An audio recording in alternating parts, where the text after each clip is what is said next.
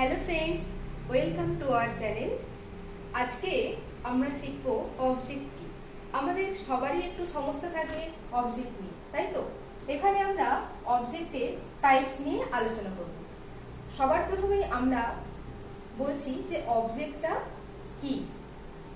সাধারণত ভার্বকে যদি কি বা কাকে দিয়ে প্রশ্ন করি তখন যে উত্তরটা পাই সেটাই কি হয়, অবজেক্ট।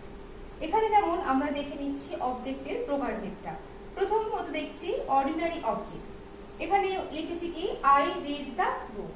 আচ্ছা, এখানে রিডকে যদি প্রশ্ন করি যে কি পড়লাম, বই, তাহলে দা বুক এটা হচ্ছে কি অর্ডিনারি অবজেক্ট, মানে যেটা সাধারণ object.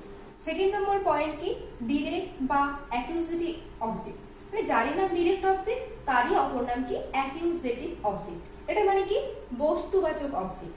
He gives me a book, সে আমাকে একটি কি দিল, বই দিল। তাহলে এখানে বস্তুবাচক কোনটা, বুক, বই আমরা সবাই জানি। তাহলে এখানে এ বুক এটা হচ্ছে কি ডিরেক্ট অবজেক্ট বা accusative object. 3 number point indirect বা dative object. He gives me a book, আগের পয়েন্টটাই আমরা লিখলাম। কি করে দেখলাম যে এখানে সে দিল আমাকে একটি বই, তাহলে এখানে আমাকে মানে প্রাণীবাচক অবজেক্ট। ইনডিরেক্ট অবজেক্ট মানে যেটাই প্রাণীবাচক অবজেক্ট, তাহলে এখানে মি হচ্ছে কি ইনডিরেক্ট অবজেক্ট। 4 নম্বর পয়েন্ট রিটেন্ড অবজেক্ট।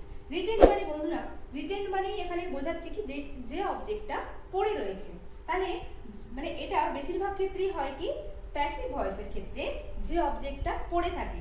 যেমন আই অ্যাম গিভেন এ বুক, এ বুক এটা পড়ে রয়েছে, মানে যখন প্যাসিভ ভয়েস আমরা করছি যে অবজেক্টটা পড়ে থাকছে সেটাই হচ্ছে রিটেন্ড। যেমন এ বুক পড়ে রয়েছে, এটা হচ্ছে রিটেন্ড অবজেক্ট। তার 5 নম্বর পয়েন্টটা কি লেখা আছে, কগনেট অবজেক্ট।